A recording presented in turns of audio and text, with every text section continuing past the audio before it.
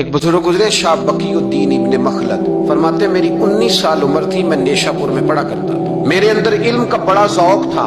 ایک استاذ کے پاس جب میں پڑھنے گیا تو میرے استاد مجھے فرمانے لگے کہ بیٹے تیرا ظرف بڑا ہے اور میرا علم چھوٹا ہے، تو کسی بڑے عالم کے پاس جا۔ میں نے استاد سے کہا کہاں جاؤں؟ تو کہنے لگے اگر ہو سکے نا تو بغداد شریف چلا جا۔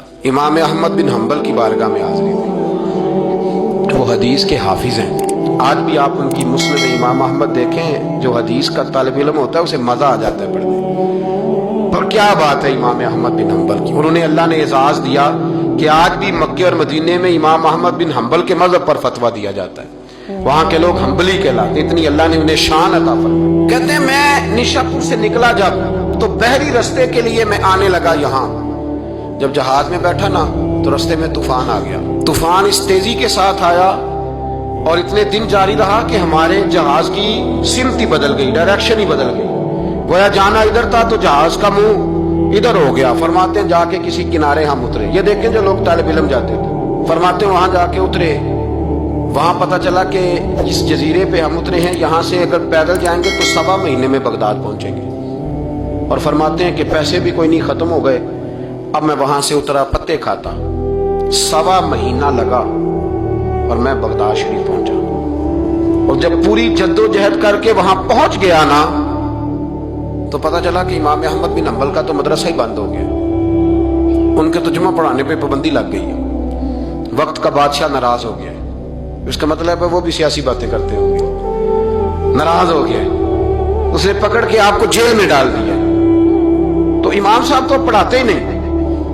فرماتے ہیں میں اب تلاش کرنے لگا کہ مجھے پتہ چلے امام صاحب کہاں قید ہیں۔ بتایا گیا کہ ان کو ان کے گھر کو جیل، سب جیل قرار دے کے نظر بند کر دیا گیا اور گھر کے چاروں کونے میں پولیس کھڑی ہے۔ امام احمد بن حنبل رحمۃ اللہ تعالی علیہ کے وہ شاگرد شاہ بقی الدین صاحب فرماتے ہیں کہ میں جب وہاں پہنچ گیا، وہاں پہنچ کر کے میں نے لوگوں سے کہا کہ تم نا قریب نہ جانا، بس مجھے بتا دینا کہ امام صاحب کا گھر کہاں ہے۔ تو کہتے ہیں ایک شخص نے مجھے کہا کہ میں انگلی کا اشارہ نہیں کروں گا، آنکھ کا اشارہ کروں گا، کیونکہ حالات بڑے خراب ہیں۔ کہتے ہیں اس نے آنکھ کے اشارے سے بتایا کہ وہ سامنا گیٹ امام صاحب کا ہے۔ کہتے ہیں میں واپس آ گیا، اب ساری رات سوچتا رہا کہ امام صاحب کے گھر تعلیم حاصل کرنے کیسے جانا ہے۔ فرماتے ہیں پھر مجھے ایک تجویز سمجھ میں آئی۔ صبح جب میں نے اٹھا تو میں نے سر سے پگڑی اتاری، اپنے بالوں میں ہاتھ ڈال کے بال بکھیر دیے، چاروں جانب بکھر گئے، زلفیں رکھی ہوئی تھی۔ فرماتے ہیں پھر میں نے اپنی قمیض کو تھوڑا سا ایک جگہ سے پھاڑا، تھوڑا سا دوسری جگہ سے پھاڑا، ٹخنوں کے قریب کر کے کہتے ہیں میں نے جا کے تھوڑی سی تہمت کو بھی پھاڑا۔ ہاتھ کے اندر میں نے کاسا پکڑا جیسے فقیر مانگنے والے پکڑتے ہیں۔ اب تو فقیر کہتا نا اللہ بھلا کرے، اللہ بھلا کرے، تو اس زمانے میں کہتے تھے اجرکم علی اللہ، اجرکم علی اللہ، تمہیں اللہ اجر دے، تمہیں اللہ۔ کہتے ہیں یہ وظیفہ میں نے اچھی طرح پکایا، نظریں میں نے جھکا لی، پھٹے پرانے کپڑے پہن کے نا تو بغداد کی گلیوں میں، بغداد کی گلیوں میں تیری تلاش میں پھرا میں جنگل، پہاڑ اور دشت میں۔ کہتے ہیں بغداد کی گلیوں میں کبھی ادھر کبھی ادھر، میں نہ وہ لیے نہ کاسا، میں گھوم رہا ہوں پھر رہا ہوں، تینوں لب دیا آپ گواچے۔ کہتے ہیں میں ڈھونڈتا پھر رہا ہوں مجنو بن کے وچ بازاراں، کدی ککھاں وانگ رلائے، کدی کہایا کنبا سارا، سر نیزے اتے چڑھائے، آزم یار مناؤن دی خاطر اساں کی پیس وٹائے۔ فرماتے ہیں کہ وہ کاسا لیے تو میں نکلا، سپاہی کھڑے تھے، ان سے بھی میں نے کہا اجرکم علی اللہ۔ کہتے ہیں ایک دینار انہوں نے بھی میرے کاسے میں ڈالا۔ پھر امام احمد بن حنبل کا دروازہ آیا تو میں نے دروازے پہ کھڑے ہو کہا اجرکم علی اللہ، اجرکم علی اللہ، اجرکم علی اللہ۔ کہتے میرا جوش ہی بدل گیا۔ امام صاحب نے جھٹ سے دروازہ کھولا، خوبصورت امامہ اور خوبصورت چہرہ۔ کہتے ہیں ان کا چہرہ دیکھا تو میرے آنسو ہی بہہ گئے، اور امام صاحب نے جب ایک دینار میرے پیالے میں ڈالا تو میں رو پڑا۔ میں نے کہا بغداد کے بادشاہ اور میرے محبوب کے علم کے وارث، میں بھیک مانگنے نہیں آیا، میں تو رسول اللہ کی حدیث سننے آیا ہوں۔ مجھے نہ آپ نے خیرات نہیں دینی، بس مجھے ایک حدیث میرے نبی پاک روز پڑھا دیا کریں، ایک حدیث، ایک حدیث۔ یہاں تو ہر جمعہ پڑھائی جاتی ہے نا، وقت نہیں ہوتا، لوگ دیر سے آتے ہیں۔ کہا ایک حدیث آپ نے پڑھانی ہے۔ شاہ بقی الدین صاحب کہتے ہیں امام صاحب نے میرا چہرہ دیکھا تو خوشی سے کھل اٹھے، فرمانے لگے تو کیسے آئے گا؟ کہ حضور بھکاری بن کے۔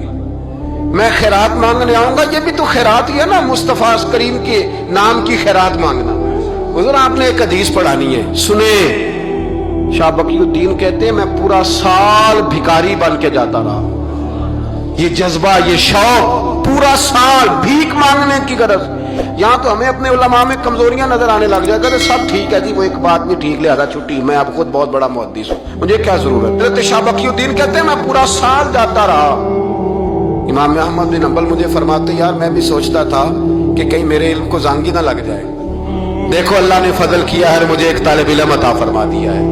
فرماتے ہیں پورا سال میں جب ان کے دروازے پہ جاتا تو ایک دھیلا بھی ڈال دیتے اور مصطفیٰ کی ایک حدیث بھی سنا دیتے، اور فرماتے ہیں دنیا ساری پڑھتی ہے پر ہمارے پڑھنے کا استاد انداز یہ تھا کہ استاد پہلے امامہ باندھتے، جبہ پہنتے، اور اس قید میں نظر بندی کے عالم میں جب وہ نبی پاک کی حدیثیں سناتے تو ان کی آنکھیں آنسوؤں سے بھر جاتی، وہ روتے ہوئے تڑپتے ہوئے حدیث سنا، اور میں بھی اسی درد سے وہ بات وصول کرتا۔ فرماتے ہیں سال گزر گیا، حکمران مر گیا، فوت ہو گیا، نیا بادشاہ آیا، اس نے خود امام احمد بن حنبل کو بڑا مدرسہ بنا کے دیا، اس نے بڑی جامع مسجد میں امام صاحب کے خطبہ جمعہ کا بندوبست کیا۔